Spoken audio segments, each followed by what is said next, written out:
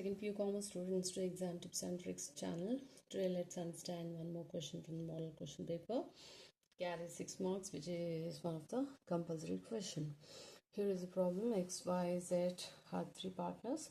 Your profit sharing ratio is given as 2:1 respectively, and 3 partners capital amounts also given as 1 lakh, 1 lakh as well as 50,000 respectively.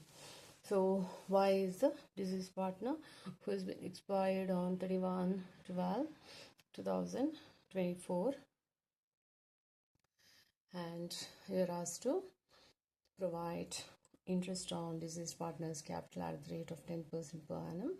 Salary that must be payable to deceased partner 3,000 per month. Then deceased partner's share of goodwill. Y is the deceased partner, his share of goodwill. Firm's goodwill is given. We need to calculate deceased partner's share of goodwill that must be compensated by remaining partners to deceased partner in their gain ratio. Then accrued profit also been asked to provide. So these are the information that is provided in the question, and based on these information we need to prepare this deceased partner's capital account. First, we need to show deceased partner's amount of capital as balance brought down. So that is the first entry. So amount of his capital that must be recorded as balance brought down, which is given as 1 lakh. Then interest on his capital. So his capital amount is 1 lakh, on which 10% interest that has to be provided, and his date of death is 31/12/2024. So right from April till 31/12/2024, that will be 9 months. So interest on his capital that has to be provided for 9 months. So that is the second entry. The amount will be 7,500. Next, payment of salary. Monthly salary is 3,000.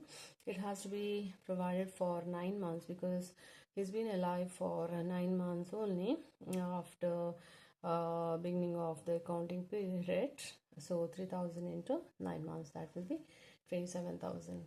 Next, treatment of goodwill. Goodwill has to be treated as according to accounting standard 26. Firm's goodwill is given, so that is given as 45,000, and we need to find out deceased partner's share of goodwill. So that is 18,000. 45,000 into his share is 2/5.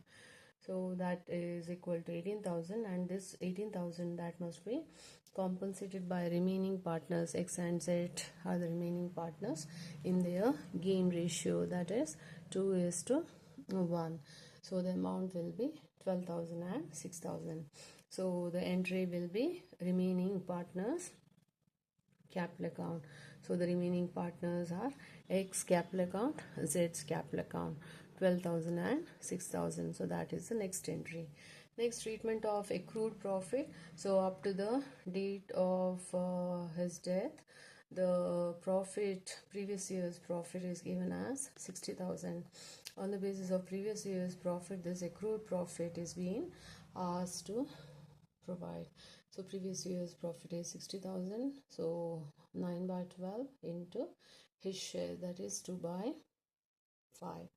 So the amount will be 18,000. So these are the entries. His amount of capital, interest on capital.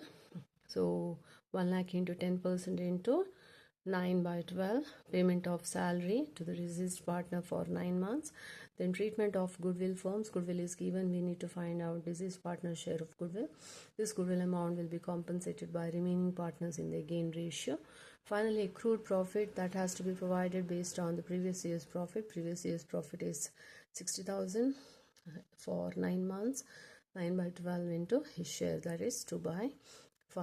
So the amount payable is 1,70,500 to his executor, wise executor, who is the legal representative of the deceased partners.